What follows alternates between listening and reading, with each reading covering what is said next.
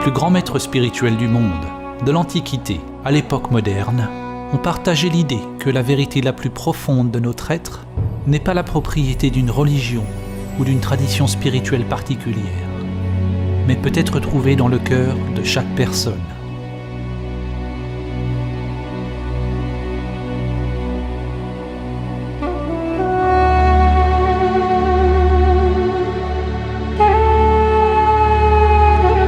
Le poète Rumi a dit « Où est cette lune qui jamais ne se lève ou ne se couche?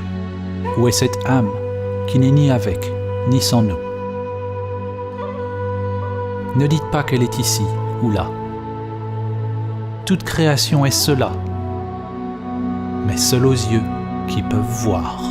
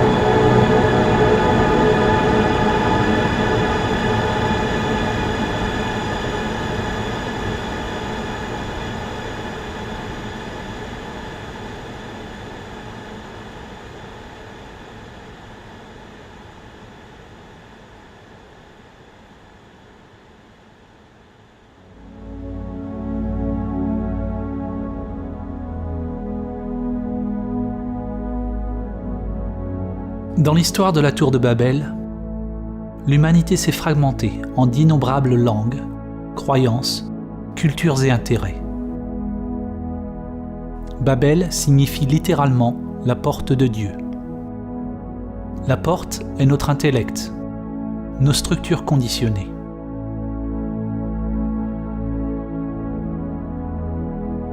Pour ceux qui viennent à réaliser leur vraie nature, leur essence au-delà du nom et de la forme, ceux-là sont initiés au grand mystère de ce qui se trouve au-delà de la porte.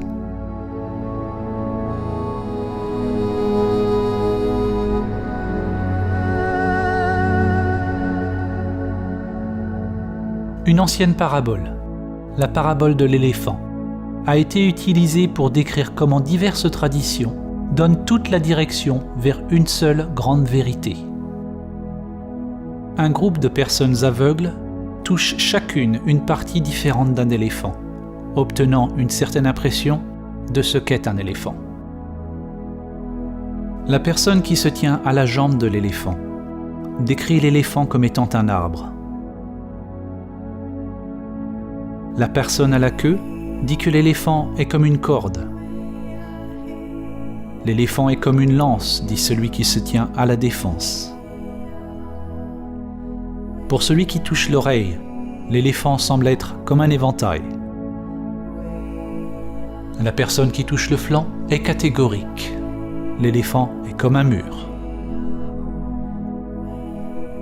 Le problème est que dès lors que nous touchons une partie de l'éléphant, nous croyons que notre expérience est la seule vérité.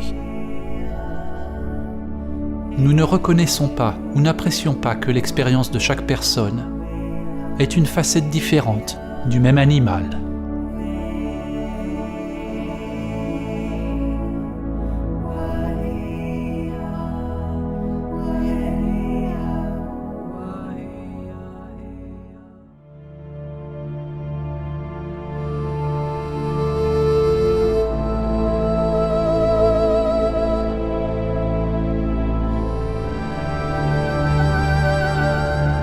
La philosophie pérenne ou éternelle est un entendement que toutes les traditions spirituelles ou religieuses partagent une seule vérité universelle, une réalité mystique ou transcendante, sur laquelle toutes les connaissances et doctrines spirituelles se fondent.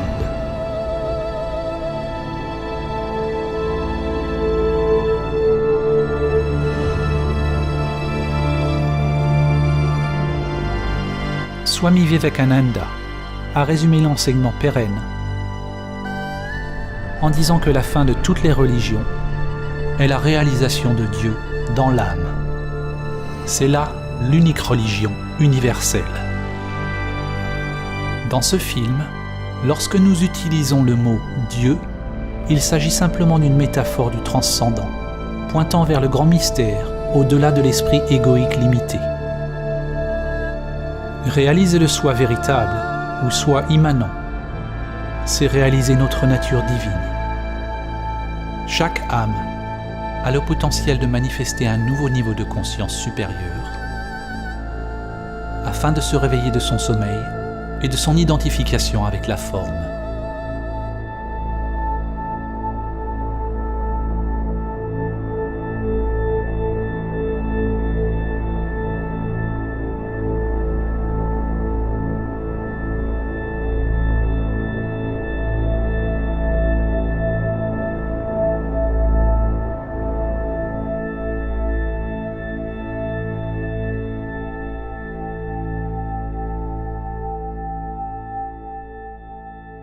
L'écrivain et visionnaire Aldous Huxley, connu pour son livre « Le meilleur des mondes », est également l'auteur d'un livre intitulé « La philosophie éternelle », dans lequel il rapporte un enseignement répété maintes fois au travers de l'histoire, et qui prend la forme de la culture au sein de laquelle il se réalise. Il écrit « La philosophie pérenne est exprimée le plus succinctement dans la formule sanskrite « Tat Tvam Asi ». Tu es cela. L'Atman, ou soi immanent éternel, est un avec Brahman, le principe absolu de toute existence. Et la fin dernière de tout être humain est de découvrir ce fait pour lui-même, pour savoir qui il ou elle est vraiment.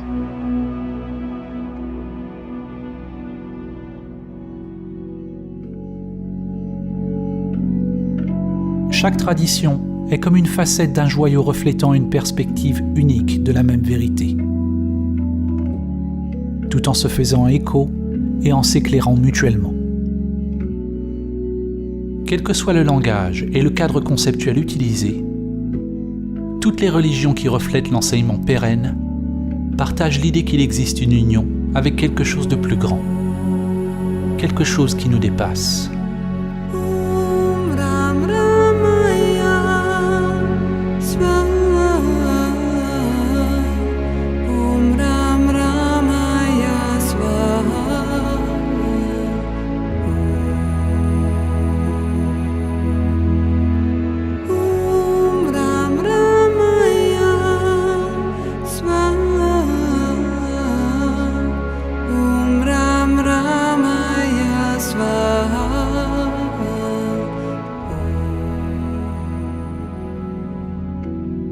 Il est possible d'apprendre et d'intégrer les enseignements d'une ou de plusieurs sources, sans s'identifier avec ceux-ci. Il est dit que tous les vrais enseignements spirituels sont simplement des doigts pointant vers la vérité transcendante. Si nous nous attachons au dogme, à l'enseignement, pour leur réconfort, nous serons retardés dans notre évolution spirituelle. Réaliser la vérité au-delà de tout concept, c'est abandonner toute accroche et attachement. Abandonner tous les concepts religieux.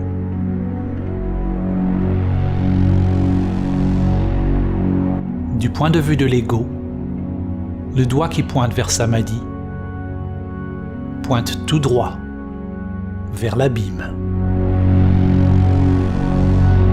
Saint Jean de la Croix a dit : si l'on veut être sûr de la route que l'on foule, il nous faut fermer les yeux et marcher dans le noir.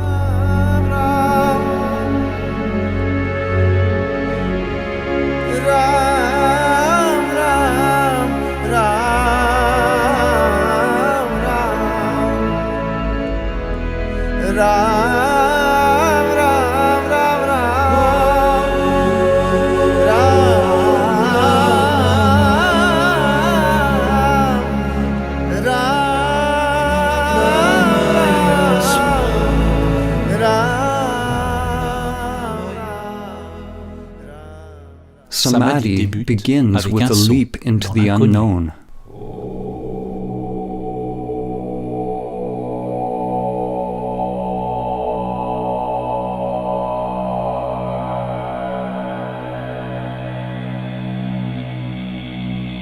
Dans les anciennes traditions, afin de réaliser Samadhi, il a été dit que l'on devait ultimement détourner la conscience de tous les objets connus,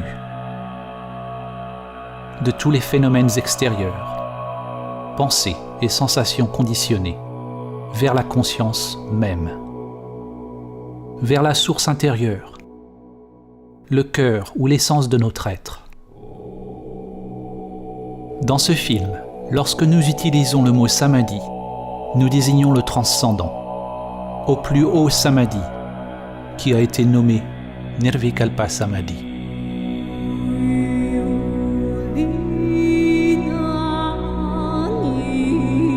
En Nirvikalpa Samadhi se trouve la cessation de l'activité de soi, de toute recherche et action. Nous ne pouvons parler de ce qui disparaît qu'à mesure que nous nous en approchons, et de ce qui réapparaît lorsque nous en revenons. Il n'y a ni perception, ni non-perception, ni chose, ni absence de chose, ni conscience, ni inconscience. Un absolu insondable et impénétrable pour l'intellect.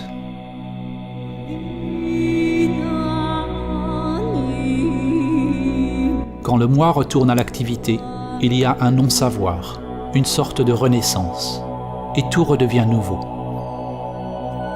Il nous reste le parfum du divin, qui subsiste plus longtemps, à mesure que l'on évolue sur le chemin.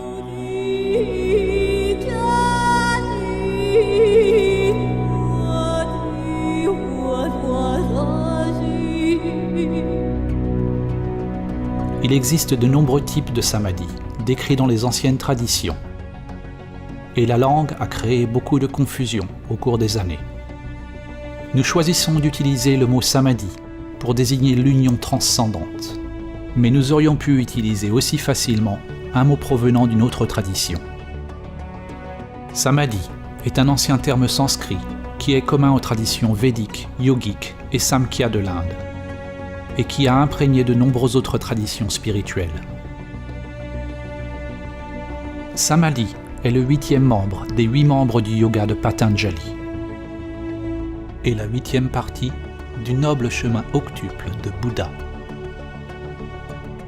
Le Bouddha utilisait le mot nirvana, la cessation de vana, ou la cessation de l'activité de soi. Patanjali a décrit le yoga ou samadhi comme Chitta Vritti Nirodha, le sanskrit signifiant cessation du tourbillon ou spirale du mental. C'est un démêlage de la conscience, de toute la matrice ou créatrix de l'intellect.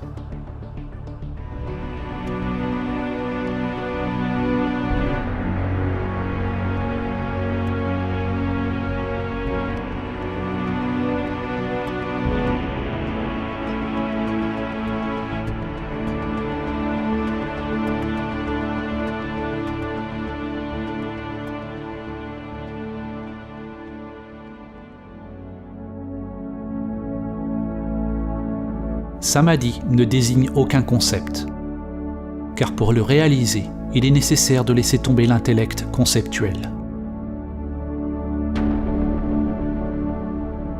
Différentes religions ont utilisé des mots variés pour décrire l'union divine. En fait, le mot religion lui-même signifie quelque chose de similaire. En latin, religare signifie relier ou reconnecter. C'est un sens similaire au mot yoga, qui signifie atteler, unir le monde avec le transcendant. En islam, ceci est reflété dans le sens en arabe ancien du mot islam lui-même, qui signifie soumission ou supplication à Dieu. Il désigne un état d'humilité totale, ou l'abandon de la structure du soi.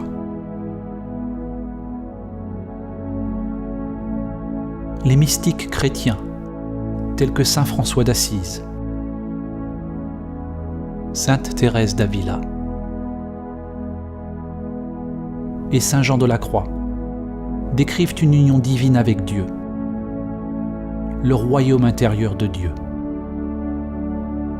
Dans l'évangile de Thomas, le Christ a dit « Le royaume n'est pas par ici ou par là.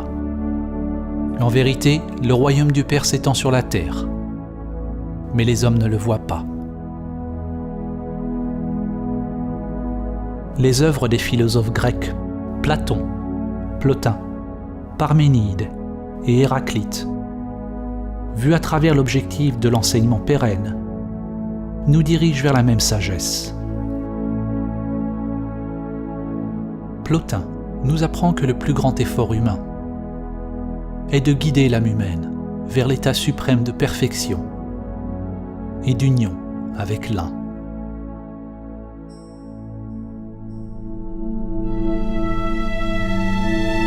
La médecine Lakota et le saint homme élan noir ont dit « La première paix, qui est la plus importante, est celle qui vient dans l'âme des hommes quand ils réalisent leur relation, leur unicité avec l'univers et toutes ses puissances. Et lorsqu'ils réalisent qu'au centre de l'univers habite le grand esprit et que ce centre est réellement partout, il est en chacun de nous. »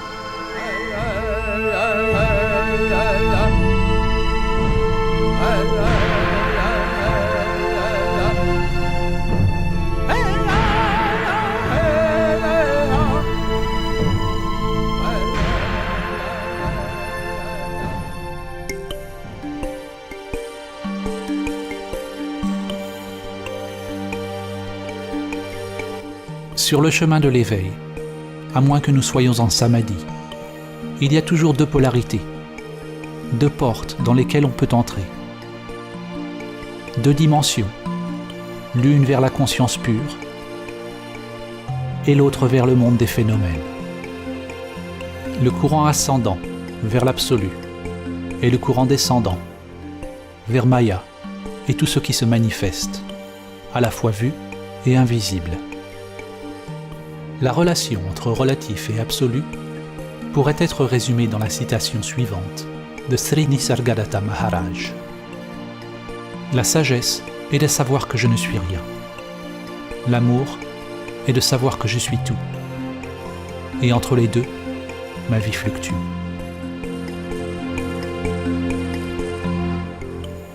Ce qui est né de cette union est une nouvelle conscience divine. Quelque chose naît du mariage ou de l'union de ces polarités, ou de l'effondrement de l'identification dualiste.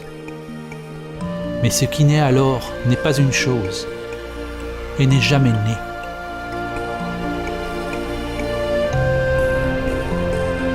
La conscience fleurit et crée quelque chose de nouveau, que l'on pourrait nommer une Trinité éternelle.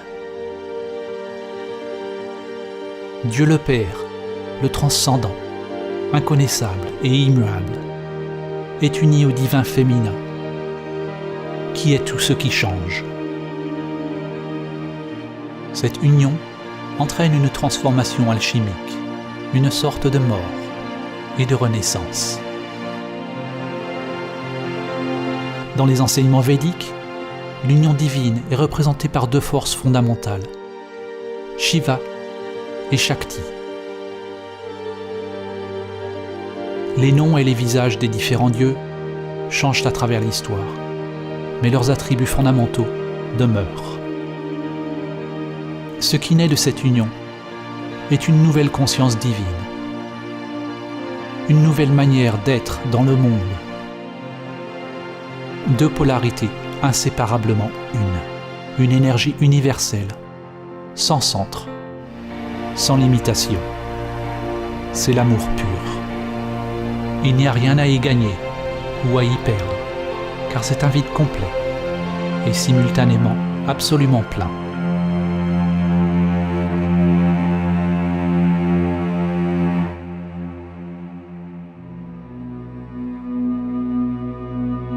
que ce soit les écoles de mystère de la Mésopotamie,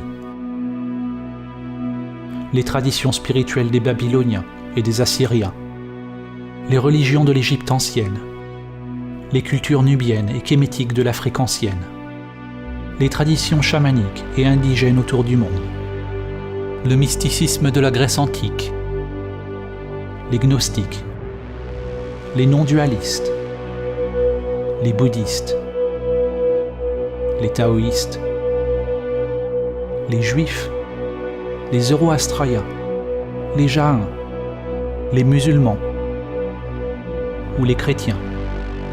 On découvre que leur lien commun est la plus haute perspicacité spirituelle qui a permis à leurs adhérents de réaliser Samadhi.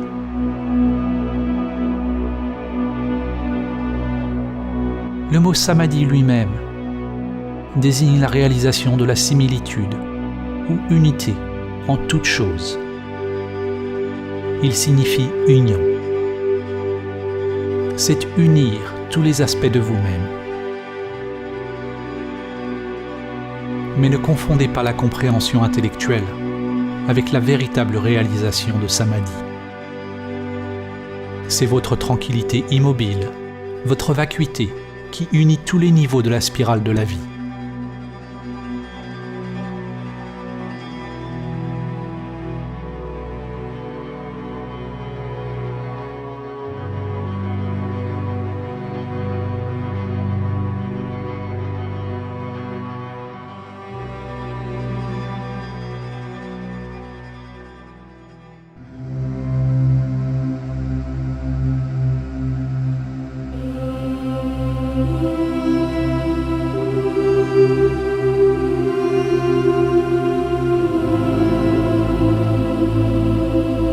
C'est à travers l'enseignement ancien de Samadhi que l'humanité peut commencer à comprendre la source commune de toutes les religions et à s'aligner à nouveau sur la spirale de la vie, le grand esprit, le Dhamma ou le Tao. La spirale est le pont qui s'étend du microcosme au macrocosme.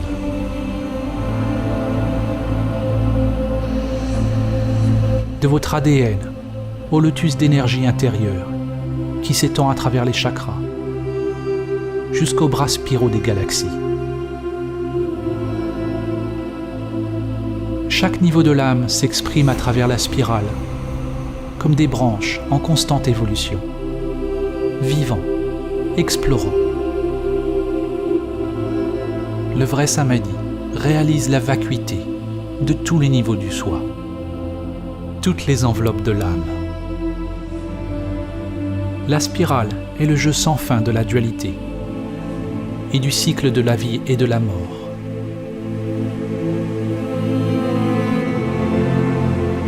Parfois, nous oublions notre connexion à la source.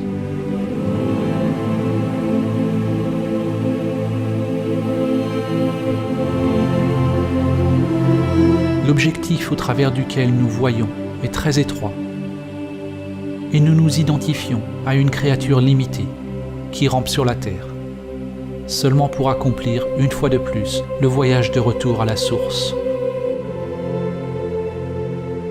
au centre qui est partout.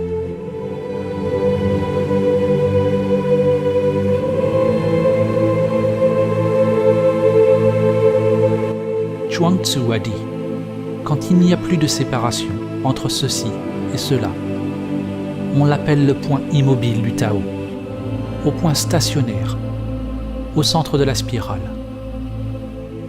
On peut voir l'infini en toutes choses.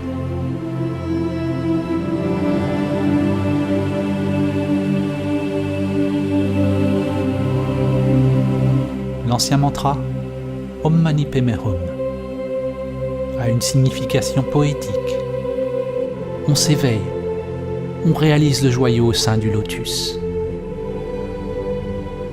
Votre vraie nature s'éveille dans l'âme, dans le monde, en tant que le monde.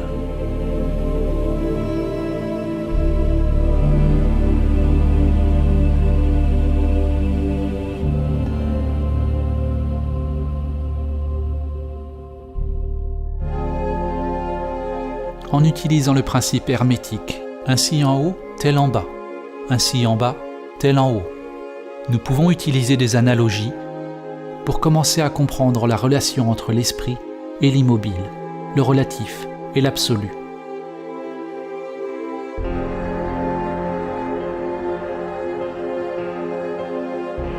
Une façon de commencer à saisir la nature non conceptuelle de Samadhi est d'utiliser l'analogie du trou noir.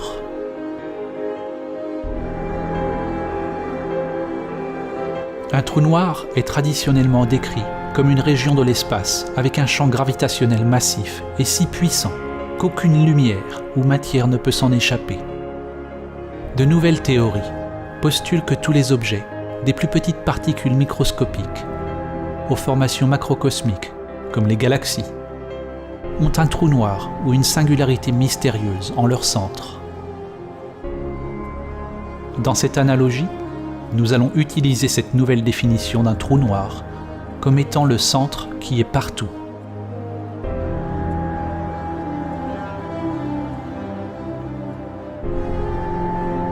Dans la tradition zen, de nombreux poèmes et koans nous mènent face à face avec la porte sans porte. Pour réaliser Samadhi, nous devons franchir cette porte sans porte. L'horizon des événements est une limite dans l'espace-temps, au-delà de laquelle les événements ne peuvent pas affecter un observateur extérieur. Ce qui signifie que tout ce qui se passe, au-delà de l'horizon des événements, ne vous est pas connu. On pourrait dire que l'horizon des événements d'un trou noir est analogue à la porte sans porte. C'est le seuil entre le soi et l'absence de soi. Il n'y a pas de moi qui franchit l'horizon des événements. Au centre d'un trou noir se trouve la singularité unidimensionnelle, contenant la masse de milliards de soleils, dans un espace inimaginablement petit, une masse réellement infinie. Littéralement, un univers dans quelque chose d'infinitésimalement plus petit qu'un grain de sable. La singularité est quelque chose d'insondable, au-delà du temps et de l'espace. Selon la physique, le mouvement est impossible. L'existence des choses est impossible. Quoi que soit cette singularité, elle n'appartient pas au monde de la perception. Cependant, elle ne peut pas être décrite comme une simple immobilité. Elle est au-delà du calme et du mouvement. Quand vous réalisez le centre qui est partout et nulle part, la dualité s'effondre. La forme et le vide, le temps et l'intemporel. On pourrait appeler cela un calme dynamique ou un vide enceint, au centre de l'obscurité absolue. Le maître taoïste Lao Tzu a déclaré « Ténèbres au sein de la ténèbre, la porte qui mène à toute compréhension. »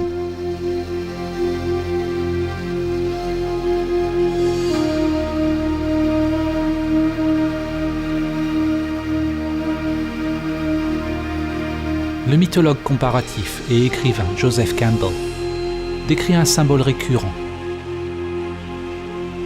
une partie de la philosophie éternelle qu'il appelle Axis Mundi, le point central ou la plus haute montagne, le pôle autour duquel tout gravite, le point où calme et mouvement sont joints.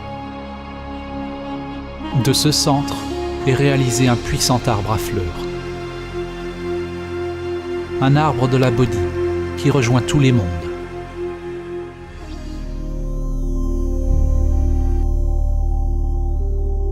Tout comme un soleil est aspiré dans un trou noir. Quand vous approchez de la grande réalité, votre vie commence à tourner autour d'elle. Et vous commencez à disparaître.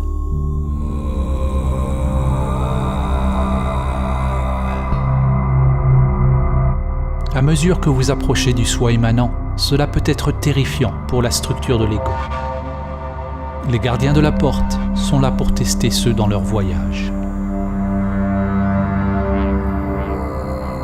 Il faut être prêt à faire face à ses plus grandes peurs et en même temps accepter notre pouvoir inhérent afin d'apporter la lumière aux terreurs inconscientes et à la beauté cachée à l'intérieur.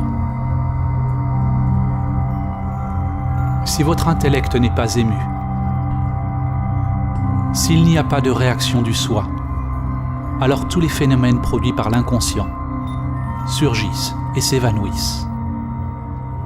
C'est le point dans le voyage spirituel où la foi est le plus nécessaire.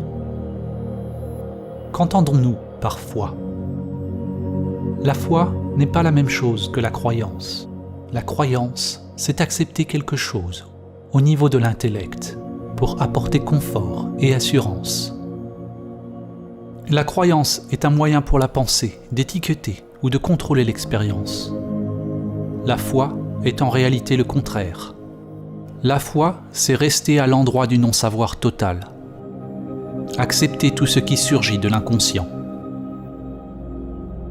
La foi, c'est s'abandonner à l'attraction de la singularité, à la dissolution ou au démantèlement du soi, pour passer la porte sans porte.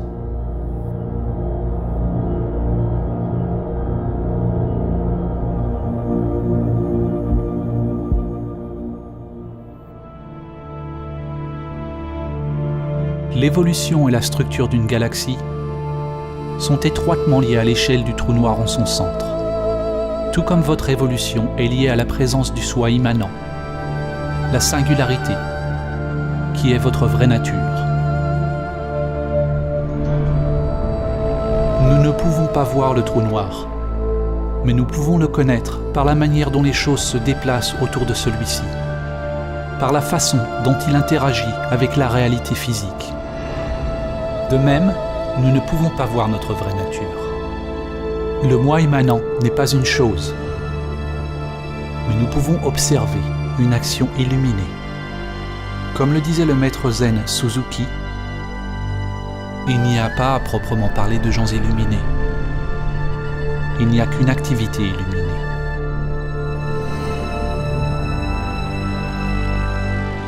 Nous ne pouvons le voir, tout comme l'œil ne peut pas se voir lui-même.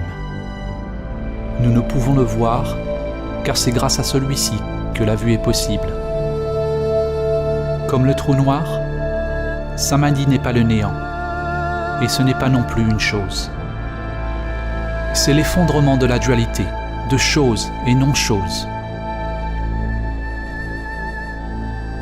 Il n'y a pas de porte pour entrer dans la grande réalité, mais il y a des chemins infinis. Les chemins, les dharmas, sont comme une spirale sans fin, sans commencement ni fin. Personne ne peut passer la porte sans porte. Personne n'a jamais compris comment, et personne ne le fera jamais.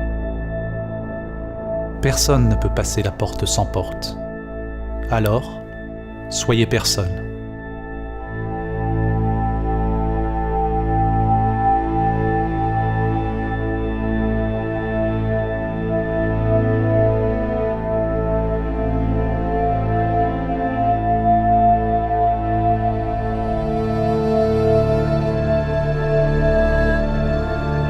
Samadhi est le chemin sans chemin, la clé d'or. C'est la fin de notre identification avec les structures de soi qui séparent nos mondes intérieurs et extérieurs.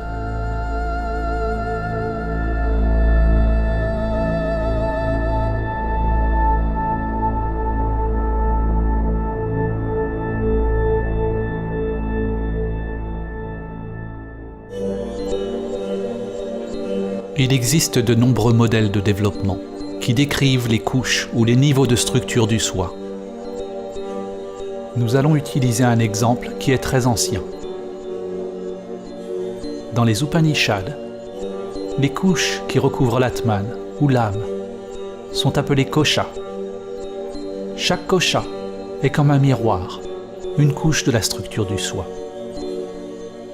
Un voile ou un niveau de maya qui nous détourne de la réalisation de notre vraie nature si nous sommes identifiés avec celle-ci. La plupart des gens voient les réflexions et croient que c'est ce qu'ils sont.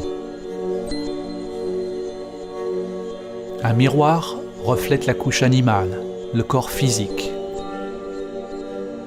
Un autre miroir reflète votre mental, vos pensées, vos instincts et vos perceptions. Un autre, votre énergie intérieure, ou prana, que vous pouvez observer lorsque vous vous tournez vers l'intérieur. Un autre miroir réfléchit sur le niveau de l'imaginal, qui est la couche du mental supérieur, ou de la sagesse. Et il y a des niveaux de béatitude transcendantale, ou non-duelle, ressentis à l'approche de Samadhi. Il y a potentiellement d'innombrables miroirs, ou aspects de soi que l'on peut différencier, et ils changent constamment.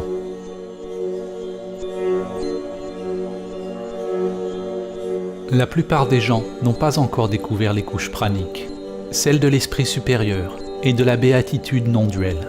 Ils n'en connaissent même pas l'existence. Ces couches informent votre vie, mais vous ne les voyez pas.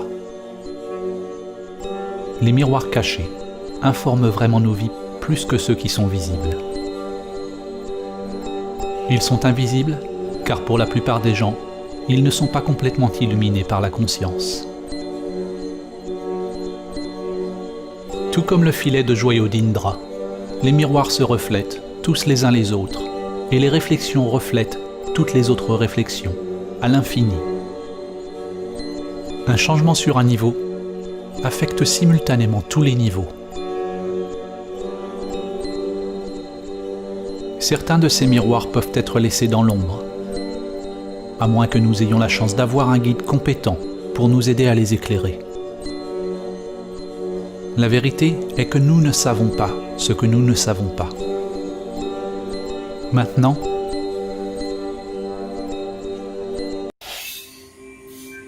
il n'y a rien qui vous rappelle à vous-même. Où êtes-vous? Quand l'intellect devient paisible, les miroirs cessent de refléter. Il n'y a plus de sujet et d'objet. Mais ne confondez pas l'état primordial avec le néant ou l'oubli. Le soi immanent n'est pas quelque chose, mais ça n'est pas rien non plus.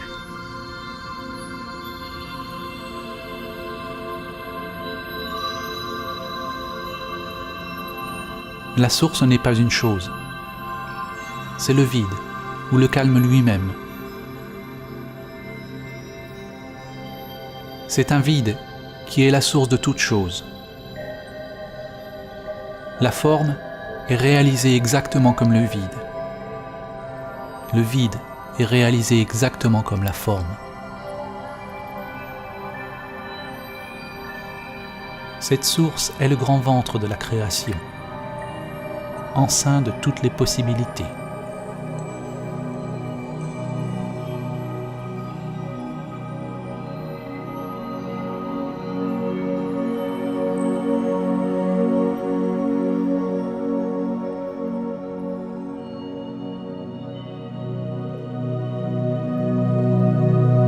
Samadhi est l'éveil de la conscience impersonnelle. Tout comme lorsque vous rêvez, à l'éveil, vous réalisez que tout dans le rêve était juste dans votre mental. En réalisant Samadhi, on se rend compte que tout ce qui se passe dans ce monde se passe dans niveau après niveau d'énergie et de conscience. Ce sont tous des miroirs au sein de miroirs, des rêves au sein des rêves. Le moi que vous pensez être est à la fois le rêve et le rêveur.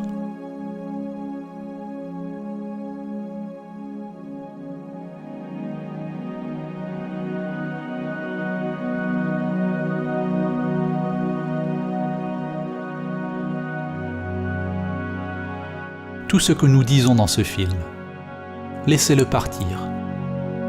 Ne le capturez pas avec l'intellect. L'âme rêve. Vous rêve. Le rêve est tout ce qui change.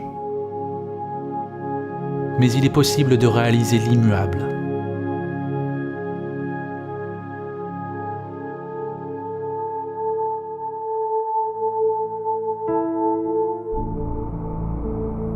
Cette réalisation ne peut pas être comprise avec l'intellect individuel limité.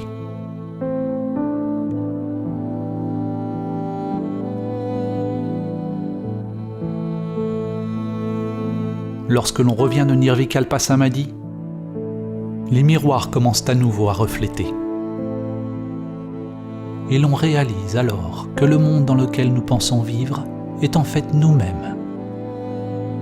Non pas le vous limité, qui n'est qu'une réflexion temporaire. Mais vous êtes conscient de votre vraie nature, comme source de tout ce qui est. Cette aube d'une sagesse supérieure, l'embryon, prajna ou gnose, est ce qui est né de Samadhi. Selon le livre de Job, chokma ou sagesse vient du néant. Ce point de sagesse est à la fois infiniment petit et englobe l'être tout entier, mais il reste incompréhensible jusqu'à ce qu'il ait pris forme dans le palais des miroirs appelé Bina. Le ventre, creusé par la sagesse supérieure qui donne forme à l'esprit embryonnaire de Dieu.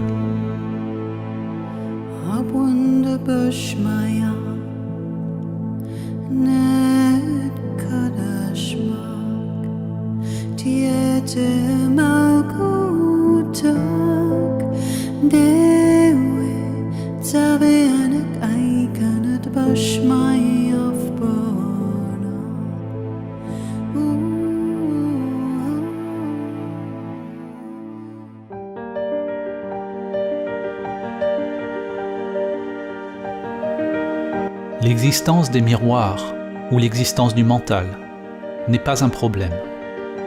Au contraire, l'erreur ou l'aberration de la perception humaine est que nous nous identifions à ceci. Cette illusion que nous sommes le soi limité est Maya. Les enseignements yogiques disent que pour réaliser Samadhi,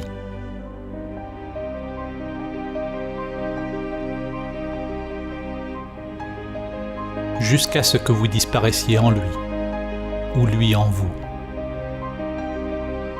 Bien que le langage employé dans les diverses traditions soit dissemblable, à leur racine, tous indiquent une cessation de l'identification avec le soi et de l'activité centrée sur soi-même.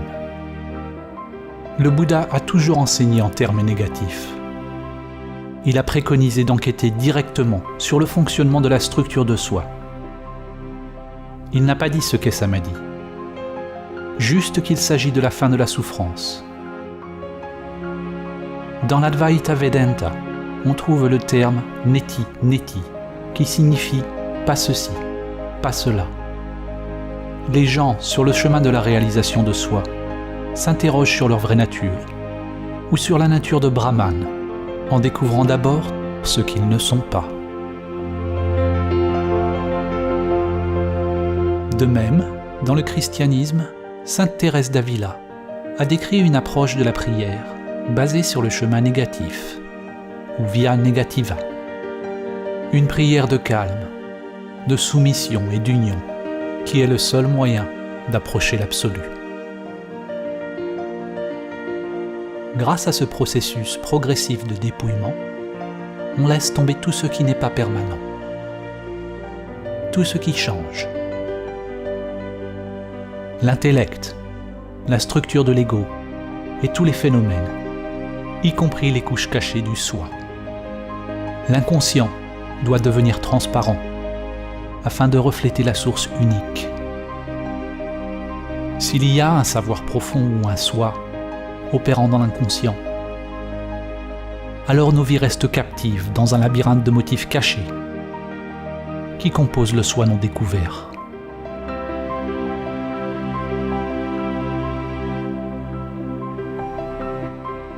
Quand toutes les couches de soi se révèlent vides alors on devient libre du soi, libre de tout concept.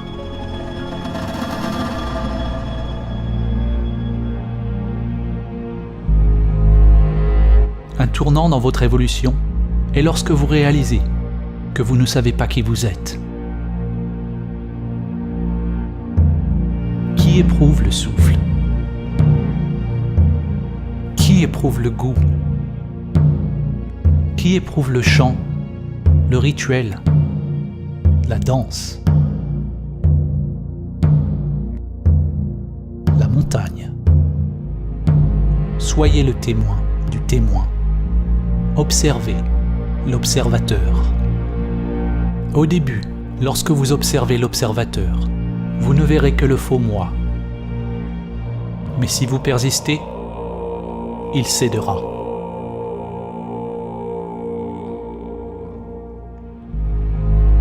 Enquérez-vous directement de ce qui perçoit, sans sourciller, perçant, pénétrant, avec toute la force de votre être.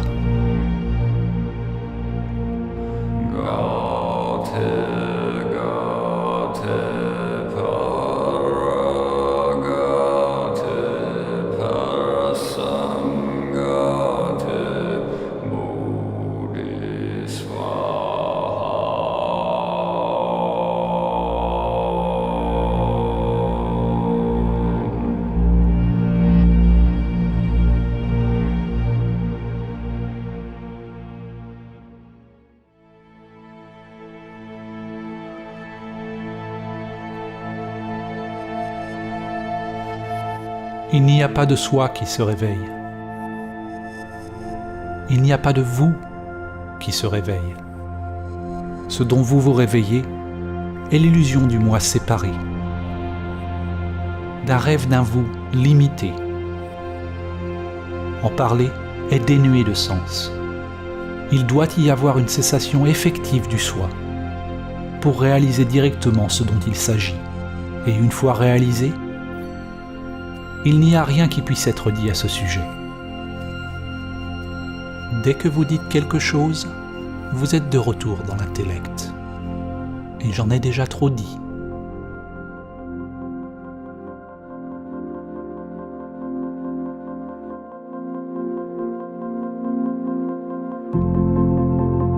Nous avons normalement 3 états de conscience. L'éveil, rêver et le sommeil profond.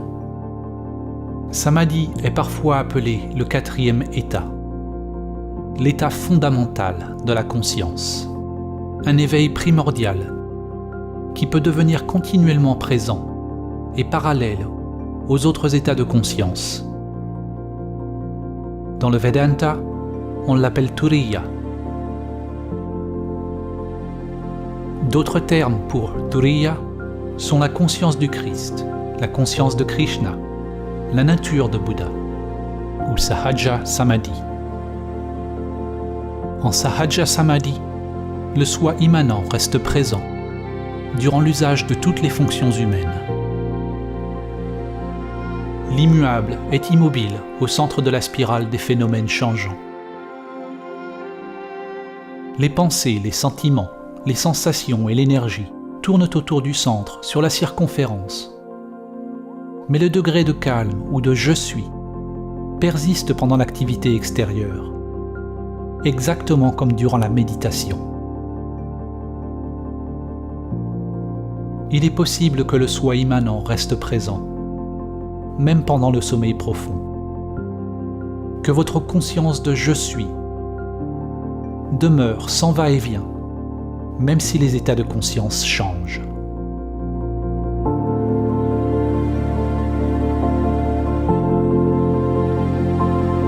C'est le sommeil yogique.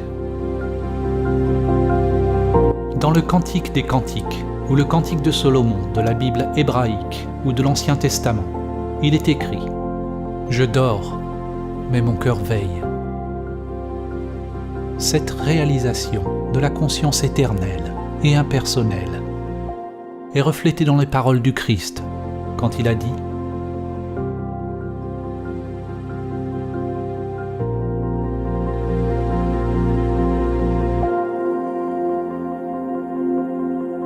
Une conscience qui brille au travers d'innombrables visages, d'innombrables formes.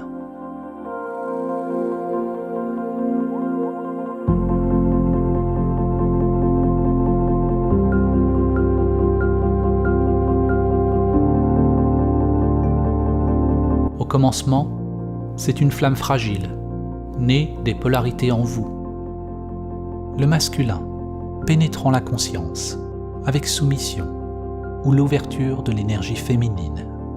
Une flamme délicate et facilement perdue. Il faut prendre grand soin de la garder en vie et de la protéger jusqu'à ce qu'elle parvienne à maturité.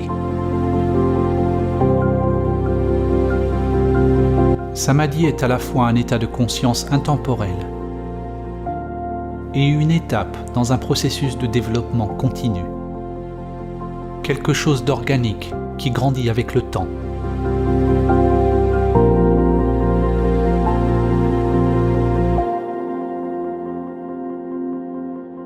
À mesure que l'on passe de plus en plus de temps en samadhi, dans le présent, dans l'intemporel, on prend de plus en plus la guidance du cœur, de l'âme ou de l'atman, et moins de la structure conditionnée.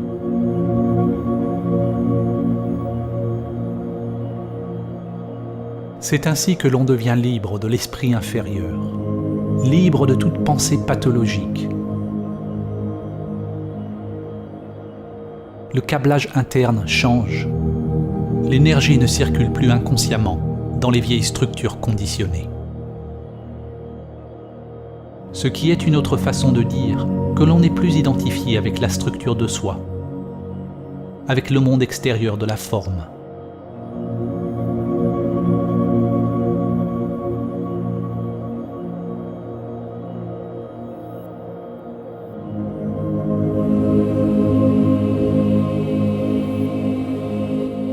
Réaliser samadhi demande un effort si grand qu'il devient un abandon total de soi-même. Un abandon tellement englobant qu'il est un effort complet de notre être, de toute notre énergie. C'est un équilibre d'effort et de soumission, yin et yang, une sorte d'effort sans effort.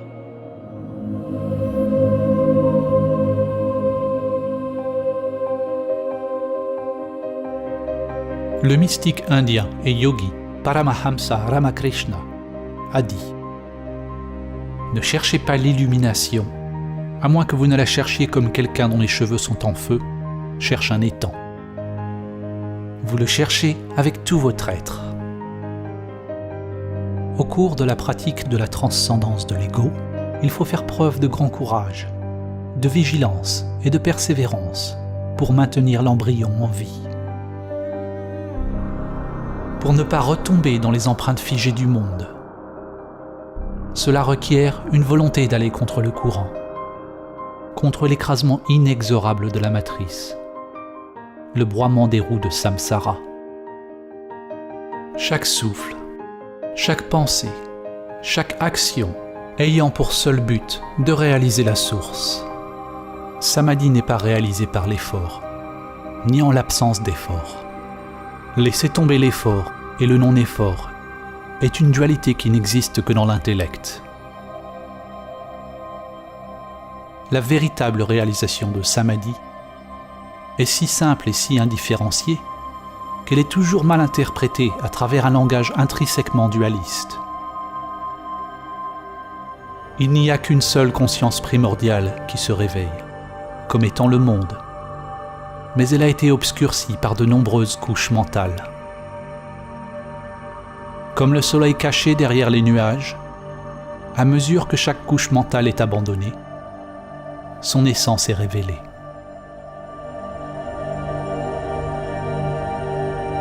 Alors que chaque couche mentale tombe, certains nomment samadhi différemment.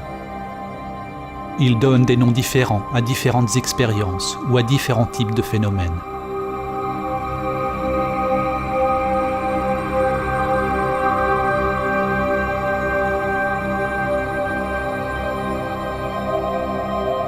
Mais samadhi est si simple que lorsque l'on vous dit ce dont il s'agit et comment le réaliser, votre intellect le manquera toujours. En réalité, Samadhi n'est ni simple, ni compliqué. Seul l'intellect le voit ainsi. Lorsqu'il n'y a pas de pensée, il n'y a pas de problème, car la pensée est ce qui doit s'arrêter avant qu'il soit réalisé. Mais il ne s'agit pas du tout de quelque chose qui arrive.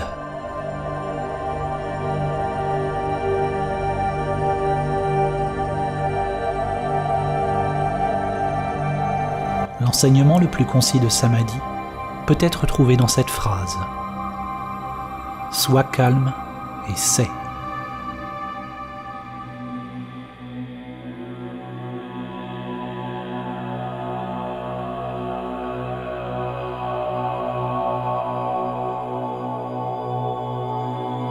Comment pouvons-nous utiliser mots et images pour transmettre le calme ?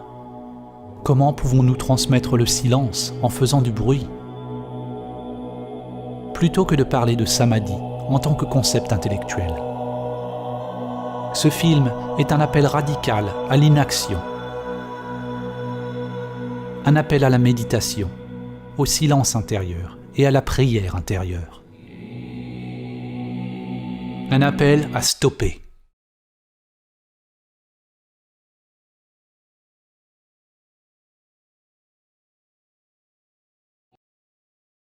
Arrêtez tout ce qui est conduit par l'intellect égoïque pathologique.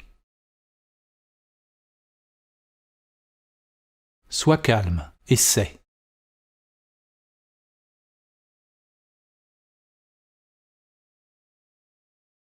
Personne ne peut vous dire ce qui émergera du calme. C'est un appel à l'action qui vient du cœur spirituel.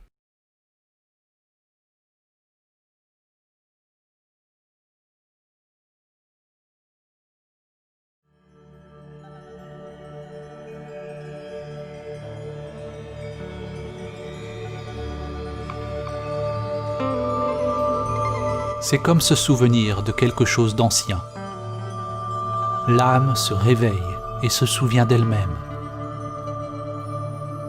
Le vide, tel un passager endormi, maintenant s'éveille et se réalise lui-même en toute chose.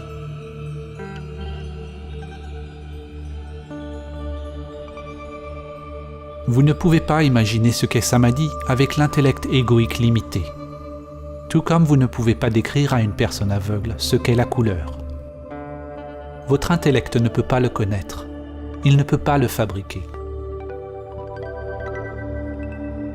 Réaliser Samadhi, c'est voir d'une manière différente. Non pas voir des choses séparées, mais reconnaître celui qui voit.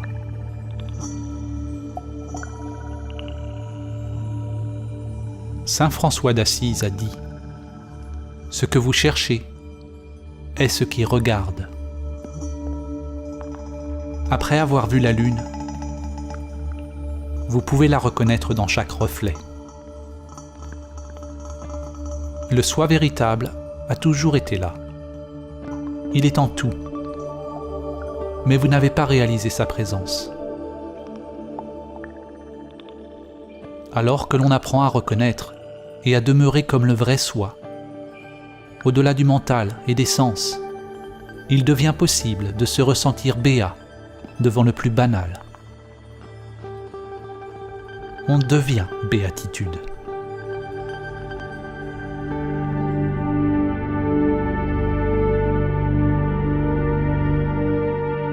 N'essayez pas d'être exempt de désir, car vouloir être exempt de désir est un désir.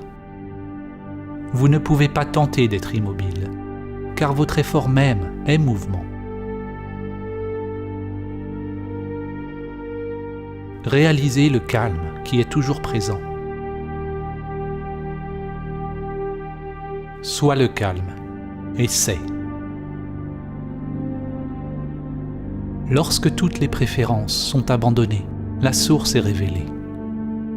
Mais ne vous attachez pas, même à la source. La grande réalité, Tao, n'est pas un, pas deux. Ramana Maharshi a dit « Le soi n'est qu'un ». S'il est limité, c'est l'ego. S'il est illimité, il est infini et est la grande réalité.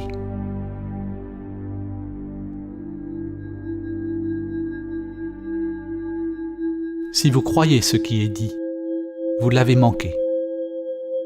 Si vous n'y croyez pas, vous l'avez également manqué. La croyance et non-croyance opèrent au niveau de l'intellect. Elles exigent un savoir. Mais si vous menez votre propre investigation, en examinant tous les aspects de votre être, en découvrant qui fait l'investigation, si vous êtes prêt à vivre selon le principe que la grande volonté soit faite et non la mienne, si vous êtes disposé à voyager au-delà de toute connaissance, peut-être réaliserez-vous ce que j'ai tenté de montrer. Alors seulement, vous goûterez par vous-même la beauté et le mystère profond d'exister, simplement. Il y a une autre possibilité pour la vie. Il y a quelque chose de sacré, d'insondable, qui peut être découvert dans les profondeurs immuables de votre être. Au-delà des concepts, au-delà des dogmes, au-delà de l'activité conditionnée et de toute préférence.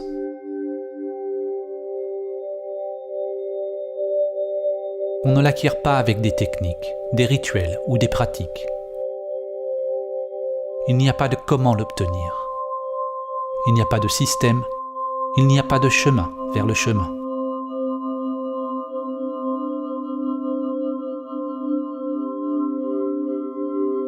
Comme on dit dans le zen, c'est la découverte de votre visage d'origine, avant votre naissance.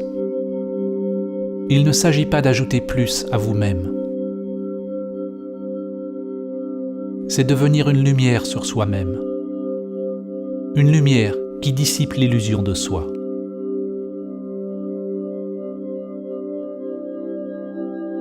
La vie restera toujours inaccomplie. Et le cœur restera toujours agité. Jusqu'à ce qu'il se repose, dans ce mystère, au-delà du nom et de la forme.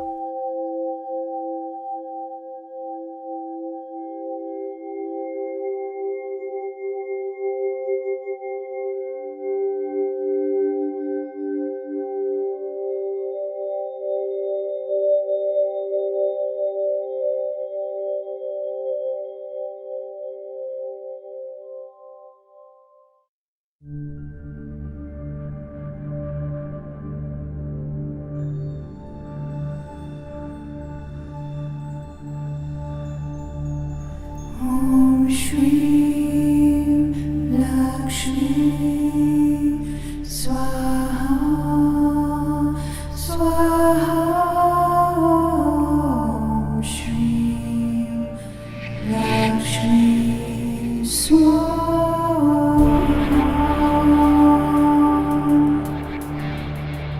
Om Shri Lakshmi Swaha